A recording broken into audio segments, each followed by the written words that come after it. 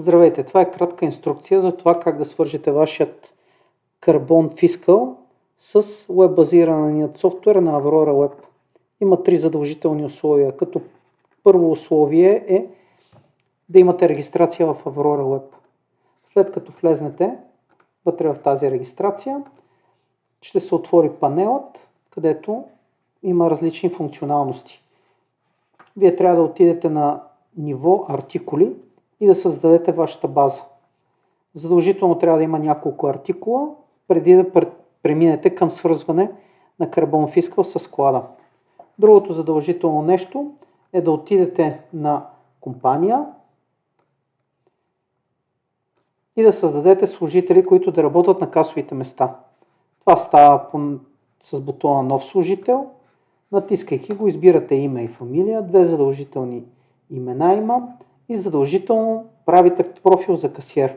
Когато сложите чекбокса, кратката парола, която въведете тук като пин, ще бъде паролата на касовото място, с която да влезе касиерът. Третото задължително нещо и последно, това е да имате създадена каса. Когато имате създадена каса, като тази, влизайки вътре в нея, може да генерирате QR код, с който по лесен начин да свържете касовото място с Aurora Web. И спокойно вече да преминете към свързване на Carbon Fiscal с веб-базирания софтуер. Когато стартирате Carbon, той се появява в този му вариант, където в горния десен ъгъл има човече. Избирайки го това човече, вие влизате в режим на сдвояване на касовото место с склада.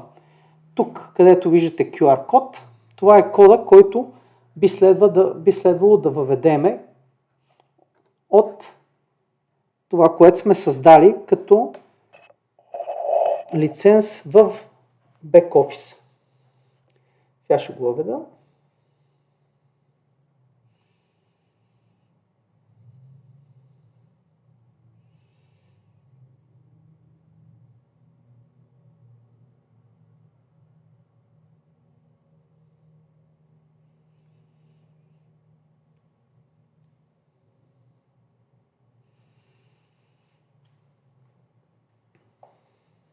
И натискаме бутона вписване с QR код.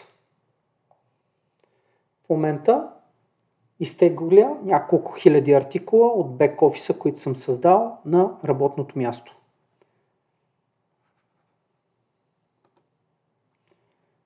Сдвояването приключи. Както виждате, има надпис "Вие сте свързан с бек-офис" и всичко останало. Сега ще видите как е изтеглило касиерите, които съм създал в този бек-офис и очаква да му въведем паролата, за да влезнем в него. Ето тук ще видите всички групи, които са били създадени в моя бек-офис, заедно с артикулите, които са в него и цените, които съм създал. Всяко едно нещо, което направите в Aurora Web, то веднага ще бъде изпращано към касовото място на Carbon Fiscal. Имайте предвид, че това е мобилна комуникация, понякога отнема 10 на 15 минути или влизане и излизане в софтуера, за да може да се опресни информацията. Така завършихме сдвояването на Carbon Fiscal с Aurora Web.